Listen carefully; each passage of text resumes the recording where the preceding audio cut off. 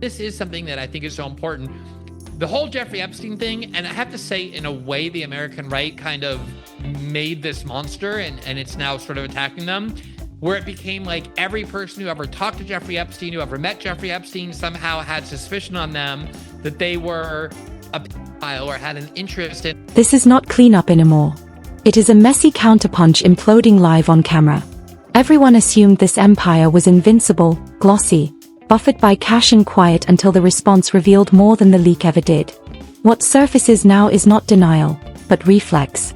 A sudden legal surge, posts vanishing, major outlets falling silent, and one rival choosing to push harder instead of retreating. All playing out publicly and quickly. Within hours of the Epstein file release, Jay-Z's name circulates through an FBI intake record connected to a 1996 Florida property. And almost instantly, 50 Cent announces he wants a documentary, then ramps up after warnings reportedly arrive. Jay-Z is soon rumored overseas. Beyoncé's follower count allegedly drops by the millions, and the silence from their usual media allies turns total. None of this fits a narrative meant to be harmless. The timing feels off. The reactions look overly synchronized and the pullback is painfully obvious. Whatever system is activating here is older, heavier, and already sliding toward consequences no statement can stop as momentum keeps building despite efforts. So first, I think we just have to say, and you set it up well, there are two real storylines here. One is what is in these files that we can see and that we can actually learn. We're going to get on that first. There's also the story about what is not in these files or what is heavily redacted, because that is also... The response within the Carter orbit stiffens instantly, and that reaction quickly becomes the headline. As the Epstein files spread, insiders say the goal is not clarity, but containment, and warning signs surface immediately around them everywhere right now. Posts referencing the file start disappearing overnight. Gossip accounts go silent. Major outlets that usually chase scandal hesitate or avoid it altogether publicly. At the same time, messages shift through legal channels, never public ones only. And the name most often linked to that pressure is Beyoncé's. Industry sources call it familiar pattern. Crush the spread. Suffocate the oxygen. Remind people where their access comes from. This is the opposite of how an innocent misunderstanding normally gets handled. The silence feels anything but calm, reading as coordinated, and that coordination becomes impossible to ignore when it collides with someone having no interest in staying quiet publicly. That clash lands publicly on January 31st when 50 Cent posts a blunt message reacting to Jay-Z's name appearing in the Epstein material, writing, "Dan, they got your man Jay in the Epstein files. I got to do a doc on this stuff now." The post does not read like curiosity. This does not read like curiosity, it screams provocation. Within hours, memes explode, then AI visuals appear, then mocking captions land suggesting he knows precisely which nerves he keeps hitting. People near him say the tone shifts once alleged legal warnings surface. Not gentler, but sharper. Rather than backing down, he escalates, dangling the promise of exposure and daring anyone to shut him up. In an industry trained to answer threats with obedience, his refusal becomes disruptive entirely by itself. The quiet surface explanation offered is that Jay-Z's name appears only inside an unverified FBI intake record logged in July 2019 and linked to an alleged incident at a Florida property in 1996. That is meant to close the book. No charges, no follow-up, no confirmation, yet the reactions refuse to follow that script. Jay-Z issues no denial. He sends no representatives into the press cycle. Instead, reports start circulating that he leaves the United States altogether, a move people close to the couple label temporary, but never clearly explain. At the same time, analytics accounts claim Beyoncé's online following drops by the millions within days, a visible signal of public unease that her team chooses not to address. These are not the actions of people confident the story will simply burn out quietly on its own entirely. Now this is simply a civil complaint, and in a civil complaint it goes through the technical legal process. Now the distinction, Jessica, between civil and criminal, of course, is that civil is for monetary damages, right? The system can only reward you with money. There's allegations that this 13-year-old is suffering from post-traumatic stress disorder, suffered depression, etc. So now you go. This is where the narrative starts to warp. If the mention means nothing, why does it spark such aggressive shutdown? If the intake record is shaky, why not face it head-on? Insiders point out that Beyoncé has spent years crafting an image of control, precision, and authority over her brand, and this moment stress tests that machinery. Legal pressure replaces public comfort. Silence replaces answers. People who usually speak for the Carters suddenly cannot be reached. Even allies seem hesitant, like they are waiting for instructions. The vacuum invites speculation, and that speculation is exactly what the containment plan is meant to stop. Instead, it grows. What fuels that growth is the contrast between who stays silent and who does not. 50 Cent keeps posting. He references his recent documentary win dismantling another powerful figure, reminding everyone he knows how to turn allegations into content and attention. He jokes about smelling beef and popcorn, framing the moment as entertainment while making it clear he is not intimidated. Industry veterans note this is not random trolling. It is strategic pressure. By refusing to let the conversation fade, he forces the Carters' response or lack of one into sharper focus. Every hour without a statement makes his insinuations feel heavier. The media landscape amplifies the tension. Fans notice that outlets known for breaking celebrity scandals do not touch the story or quietly erase mentions. Screenshots circulate showing posts deleted without explanation. People begin asking whether this is coincidence or influence. Beyoncé's name comes up again and again, not as the subject of the allegation, but as the person with the leverage to make stories disappear. That perception alone shifts the narrative. The question stops being what happened in 1996 and becomes what is happening now and who is controlling it. If we get to the bottom of Tupac's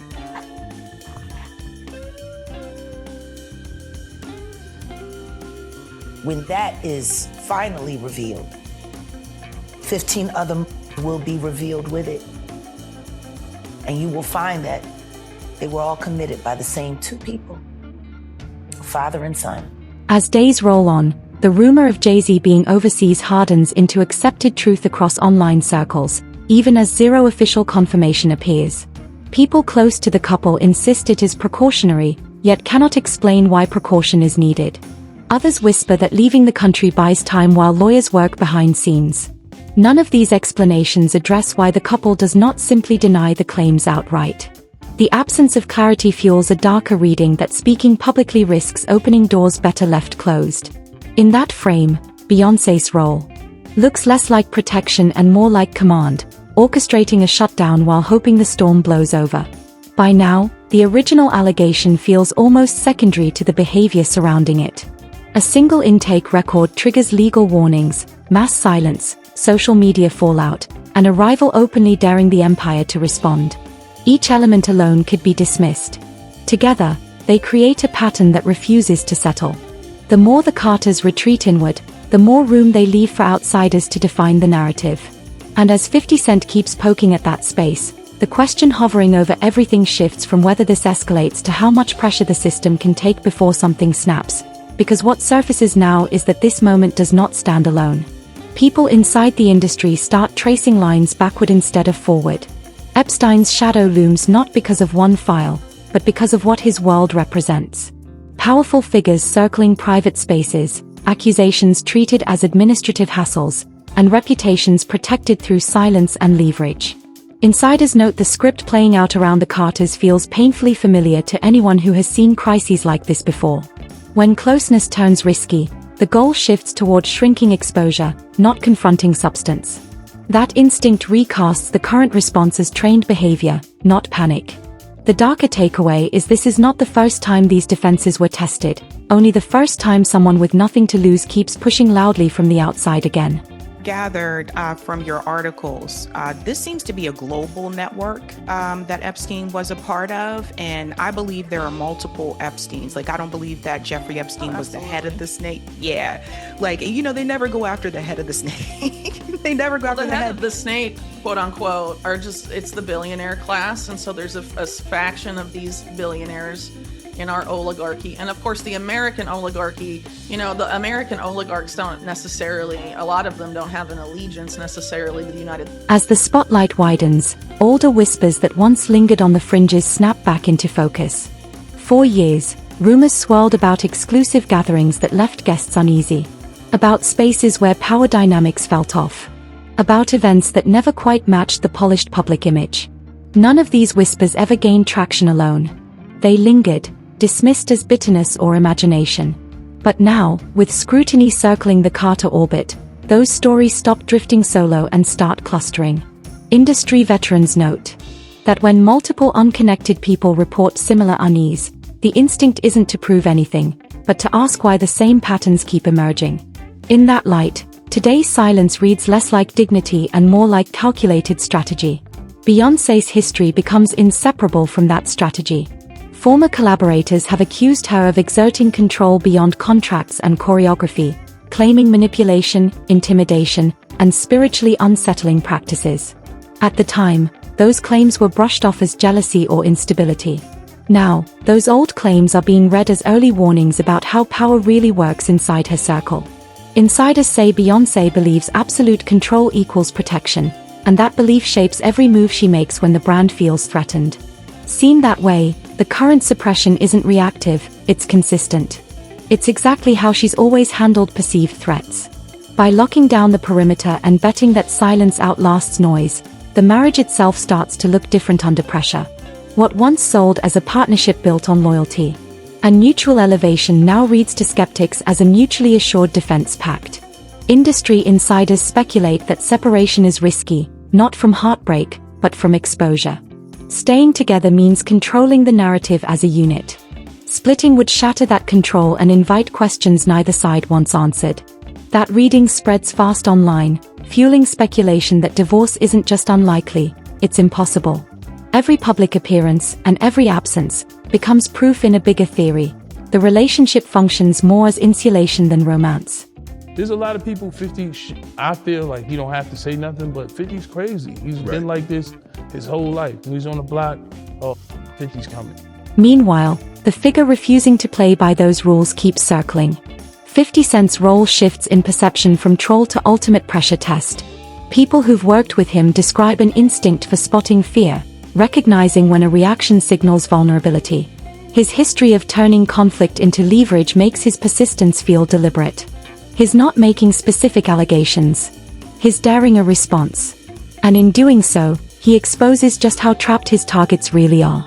Every post he makes, paired with the Carter's silence, reinforces the sense they are boxed in by their own quiet.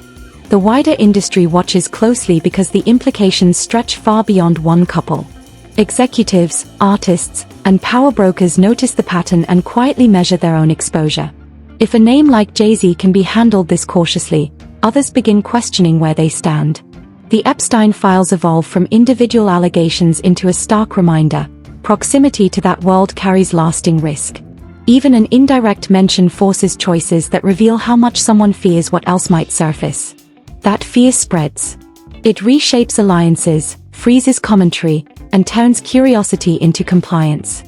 Dozens of new photos we haven't seen before of Epstein and Ghislaine Maxwell with very high-profile people, celebrities, people like Mick Jagger and Michael Jackson, like you showed, also like British royalty and actors. All of that we sort of knew was happening. I want to highlight specifically two for the public interest, and that is President Clinton. What begins spreading next is a rumor that feels too precise to dismiss and too widespread to ignore. People inside the industry start whispering that Jay-Z is not an outlier but a prototype, not a copy, built on access, proximity, and protection, not sound or success.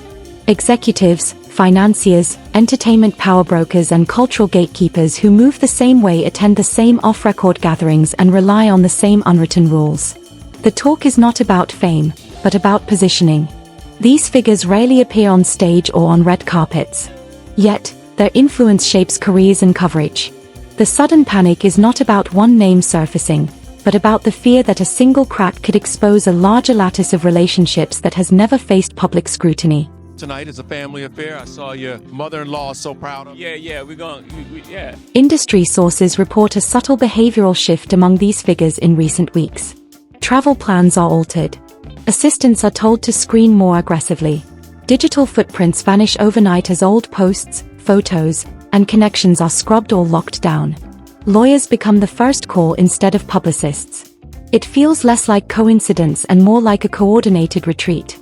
The worry, according to people close to these circles, is not exposure alone, but sequence. If one person loses protection and starts cooperating with federal authorities, the domino effect could be catastrophic. The anxiety isn't about guilt or innocence, but about proximity and paper trails never meant for daylight.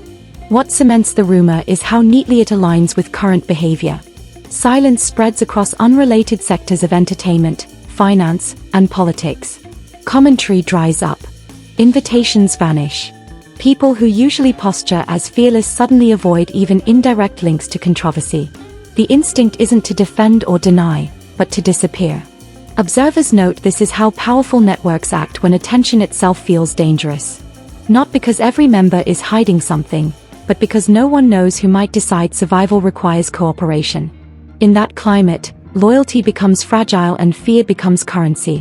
What do they stand to gain from it? I don't think anyone really knows at this point, because it's very, we have to be kind of speculative here, because we're not going to get like an admission from the Trump administration about what they're actually thinking. They're obviously worried about PR and optics, and they have continued for months to kick this can down the road and try. There's also growing chatter that authorities are fully aware of this dynamic and are watching, not barging in, but letting pressure mount while seeing who moves first.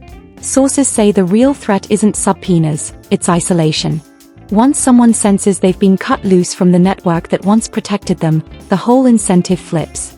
Staying silent stops looking noble and starts looking dangerous. Handing over information becomes survival. That possibility alone is enough to keep entire rooms quiet, entire industries cautious, and entire careers on hold. This is where the Jay-Z situation starts to feel symbolic rather than unique. His rumored absence, the tight containment, and the refusal to speak publicly read less like personal choices and more like signals sent up the chain, a warning shot to everyone else watching. Do not speak. Do not speculate. Do not draw attention. The fear is that if even one figure miscalculates, the illusion separating individual scandal from systemic exposure collapses. Once that line is crossed, no one can control who gets pulled into the light next. The most unnerving part is how normalized this fear already feels. Insiders say conversations now happen in hypotheticals and coded language, as if everyone already understands the stakes without them being spelled out. The idea that there are hundreds like him isn't literal, it's structural. Hundreds who thrive on the same silence, the same refusal to document, the same belief that nothing truly damaging will ever surface. The current panic hints that expectation may be slipping. And that terrifies the system far more than any single allegation ever could. Meanwhile, public appetite hasn't dulled. Social platforms continue dissecting follower drops, travel rumors, and glaring absences. Fans debate whether this is unfair targeting or long overdue scrutiny. Critics paint the silence as arrogance. Supporters frame it as restraint. Neither side can explain why restraint now feels aggressive or why protection demands such coordination. The longer these questions linger, the more speculation hardens into belief. In this climate, perception becomes reality faster than any fact ever could. Sometimes you receive more with not doing well than you receive. I threw an excellent pitch. Yeah, we wouldn't even bring it up. What makes this moment explosive is that control and chaos are colliding live. Beyoncé's instinct is to lock down, wait it out, and rely on influence and fatigue. 50 Cent's instinct is the opposite. Keep poking until something cracks. Jay-Z's instinct seems to be retreat, keeping distance and minimizing his presence while the storm blows over. Those instincts clash, grinding against each other and generating more heat than any single allegation ever could. Insiders say the real fear isn't what's known, but what might be forced into the open if this standoff continues. By now, the story reads less like a scandal and more like a stress fracture running through an entire ecosystem. Old rumors, new leaks, strategic silence, and public provocation all feed the same unresolved tension. Nothing decisive has happened, yet everything feels unstable, and that instability sparks questions that refuse to fade. Is the silence confidence or containment? Is the marriage protection or prison? Is 50 Cent bluffing, or waiting for the perfect moment to drop something heavier? And if this is how power reacts to being mentioned, what does that reveal about what it truly fears? Drop your thoughts and theories in the comments. Pick a side, or challenge them both. This story is still moving, and whatever happens next, It won't be quiet.